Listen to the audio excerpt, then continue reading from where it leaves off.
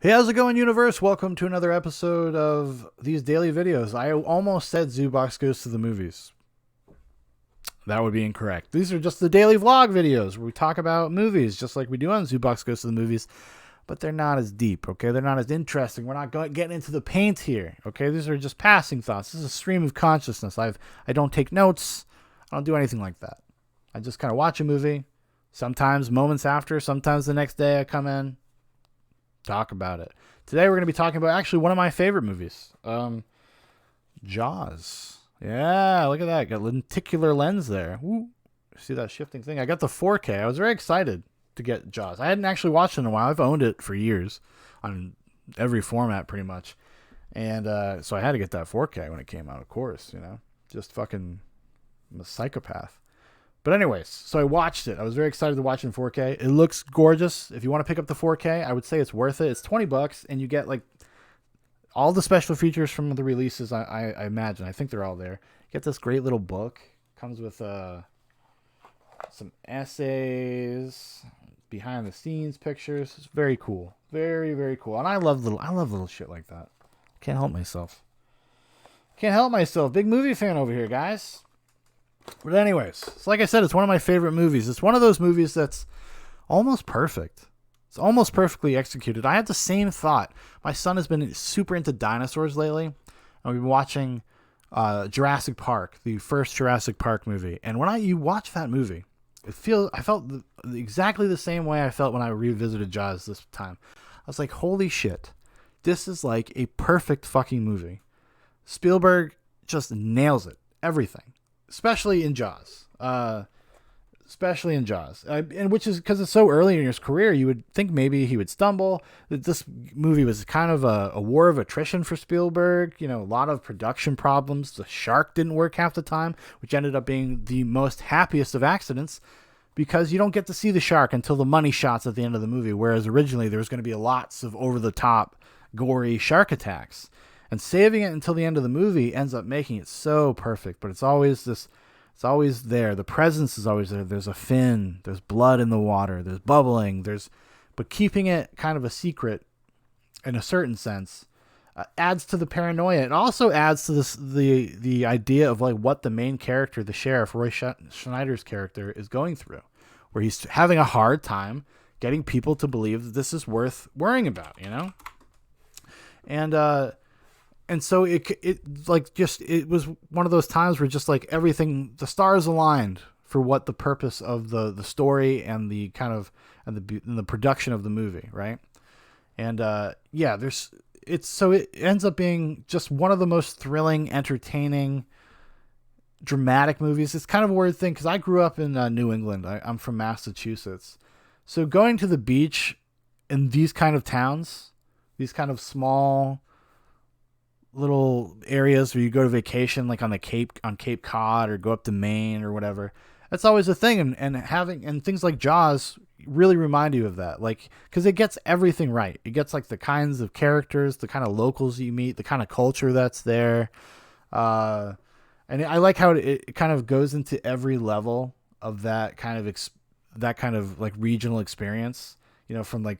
From the people, like I said, to the sheriff, to the politicians, to just people wanting to go out and have a good time, even though they shouldn't. It actually reminded me a lot of what's going on right now in the world. So if you watch us in the future, right now we live in the time of COVID-19, and everybody right now is kind of having this big abstract philosophical debate in their heads, whether they realize it or not, about what does it mean, what does safety mean, and is it worth being inconvenienced to make other people feel safe. That's literally what's happening right now. And that actually occurs in Jaws because there's this, it's a vacation spot. The beach is a vacation spot for everybody around there. That's how that town survives. That's how those businesses survive. So if you were to shut down the beach, even for a day, it's a huge deal. It's a huge deal. It's kind of like I said, like a microcosm of what's happening today. So I found that really interesting because the arguments that the mayor and stuff are kind of making towards Roy Scheider's character about not closing and not making people panic and stuff. It's the same kind of arguments you'd hear today about not going to the beach or closing things down right now Kind of an incredible parallel, to be honest with you. Um, and that stuff's just like kind of table setting, and it does a great job of setting that table. It establishes a world that feels real, which makes the threat of the shark of Jaws feel more credible. It just feels more like this feels more like it could really happen. Or like that's to me, because it just added this weight to it, this reality, while also wrapping the movie in this great like feel of an adventure film. I mean, once Richard Dreyfuss and Robert Shaw come into the picture. Now, Richard Dreyfuss is on earlier in the movie, and he's great in this, by the way. Actually, Richard Dreyfuss is awesome in this. Roy Scheiders is awesome in this. Who's the mayor? He's on Lauren Gary. Murray Hamilton. Murray Hamilton plays Vaughn, the mayor. He is so great in this movie. This is a great little bit part. Still got my Barry Sonnenfeld stuff up. Oh, a little behind the scenes there. But yeah, so it turns into kind of this adventure film. This great kind of male bonding adventure movie about guys. It's about man versus nature at some point, and like the kind of trials that they have to go through to kind of hunt down the shark, and everything that happens in there. And then there's these great layers within the characters as well. Nothing feels two-dimensional. Everybody there's a sense of discovery in the movie about the characters and why they are who they are. Especially Robert Shaw. From the time he shows up at the town hall meeting to the very end of the movie's constantly revealing to you things about his character just very subtly. And some of that stuff was actually just Spielberg being smart enough to know what was happening on his set, because Robert Shaw was very difficult to work with, apparently. Was drunk like 70% of the time, but still just came out and delivered a fucking performance. Like, one of my all-time favorite movie performances is Robert Shaw in Jaws. That character, not Quint. It's not just like the speech he gives about the USS Indianapolis and like the shark attack and kind of what formed him as a man. He has like almost this kind of spiritual hatred for the shark. And I mean that scene's amazing. That monologue is incredible. But there's all this, everything else he does is really great too. Just his whole demeanor, the way he looks at people and smiles, and there's kind of this devil may care thing about him that is also, but he's also very capable and smart, while not always acting that way. And it's great. And then it's cool to see Richard Dreyfuss' character Hooper. He kind of also has this moment of like having respect for the working class man. He even makes like a comment like, "Oh, I don't want to hear this like working class hero bullshit," because he's probably one of these like overeducated fucking communists from the time. He's a marine biologist, which you would think would be immune to that. But I felt like it was kind of interesting because they developed kind of a bond, Shaw and Hooper. They're at odds when they first start, and obviously they develop this kind of bond. And it's really, really awesome. You really can't dismiss like how great Spielberg is at balancing all of these what could feel like disparate tones, and how he can do parallel action. Where he's having characters that are having a conversation about the shark while people are in the water swimming, and while the shark is approaching, and he's keeping all of these balls in the air at the same time, cross-cutting, coming back and forth, and just building the tension without having to do very much as well. It's just kind of the anxiety that is built by trying to keep track of everything at the same time. It just innately builds this thing inside. You're like, oh, he does the same thing, and he does it just as well in Jurassic Park. And I would say even in the Indiana Jones movies, there's this sense of parallel action where there are just more set pieces happening at the same exact time, and they all kind of complement and inform the other ones if you do it well. Like a good example of somebody who did not do this particularly well, I would say, is George Lucas in the Star Wars prequels. Now, if everybody remembers the end of Episode 1, The Phantom Menace, the movie ends with the Duel of the Fates, the Darth Maul fight, everybody's favorite part of Episode 1, but it also has young Anakin going and destroying, like some kind of starbase, some kind of big ship, some big threatening ship, and they do parallel action there. And they do not complement each other very well. They don't escalate at the same time. They're not. I mean, granted, just the fact that you're going from like a actually cool choreographed lightsaber fight to kind of the CGI mess of space warfare doesn't help, but it's also just not constructed very well, in my opinion. I'm sure there's somebody out there. A lot of millennial people really like Star Wars Episode 1 because they grew up with it. And I'll say this, I grew up with it too. Doesn't mean I got to be an asshole. But, I mean, I don't know. What else do you say about Jaws? It's so, if you've never seen Jaws, go watch Jaws. It's fucking awesome. It's fucking great. It's like a good movie.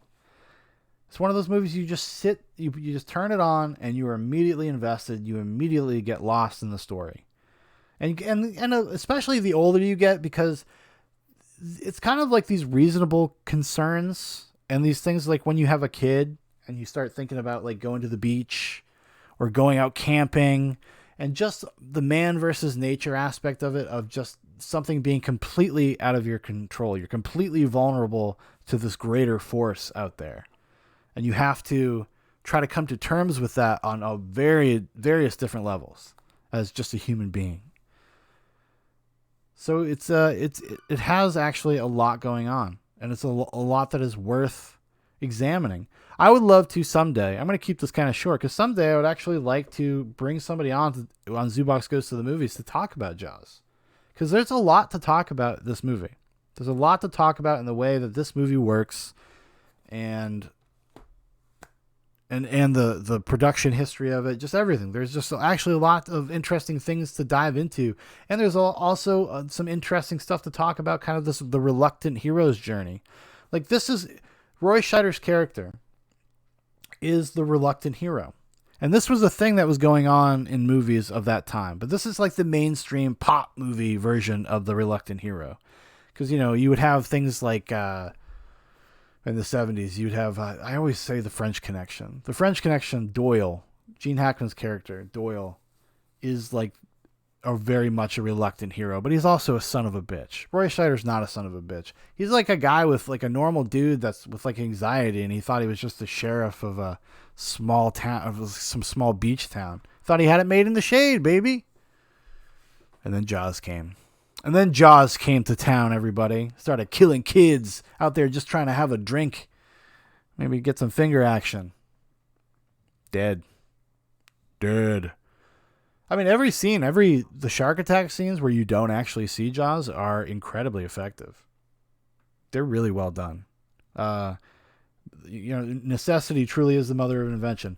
That shark breaking, excuse me, that shark breaking down and them not being able to use it is the greatest thing that happened to Jaws. It is, 100%. Because, like I said, it makes for that great reveal at the end of the movie, but it also allows your imagination to do the heavy lifting up until then. And it's what all great thrillers do. It's all what great horror movies do.